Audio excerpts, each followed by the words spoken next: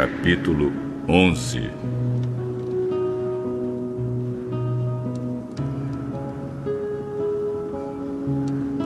Naquele tempo, todos os povos falavam uma língua só. Todos usavam as mesmas palavras.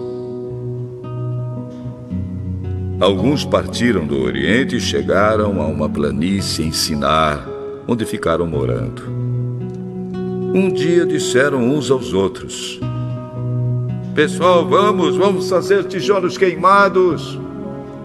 Assim, eles tinham tijolos para construir em vez de pedras e usavam piche em vez de massa de pedreiro. Aí disseram: "Agora vamos construir uma cidade que tenha uma torre que chegue até o céu. Assim ficaremos famosos e não seremos espalhados pelo mundo inteiro." Então o Senhor desceu para ver a cidade e a torre que aquela gente estava construindo. O Senhor disse: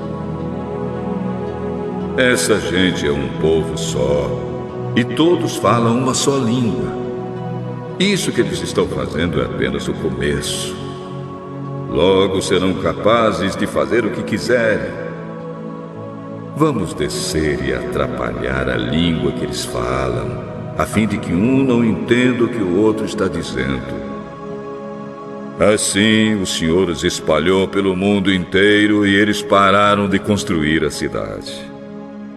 A cidade recebeu o nome de Babel, pois ali o Senhor atrapalhou a língua falada por todos os moradores da terra e dali os espalhou pelo mundo inteiro.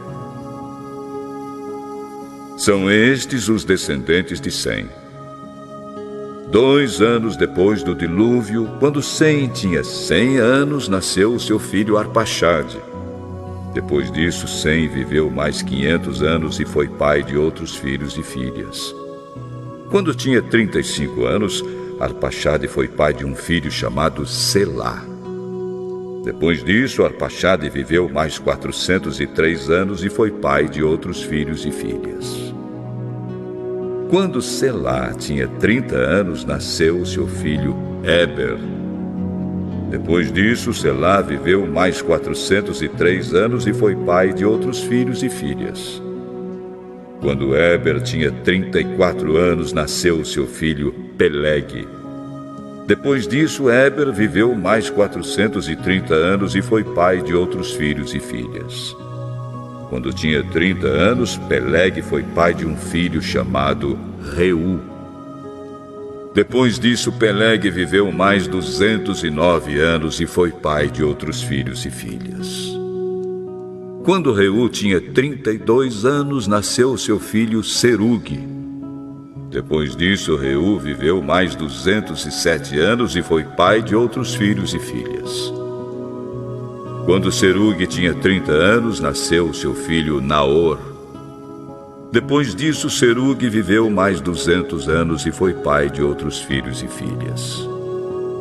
Quando Naor tinha 29 anos, nasceu seu filho Tera.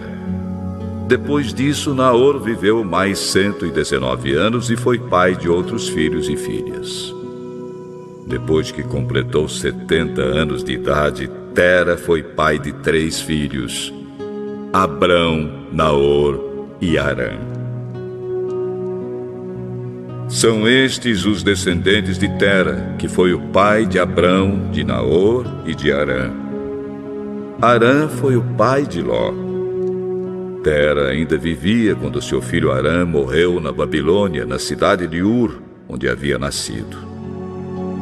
Abrão casou com Sarai e Naor casou com Milca. Milca e Isca eram filhas de Harã. Sarai não tinha filhos, pois era estéril. Tera saiu da cidade de Ur, na Babilônia, para ir até a terra de Canaã, e levou junto o seu filho Abrão, o seu neto Ló, que era filho de Harã, e a sua nora Sarai, que era mulher de Abrão. Eles chegaram até Harã e ficaram morando ali.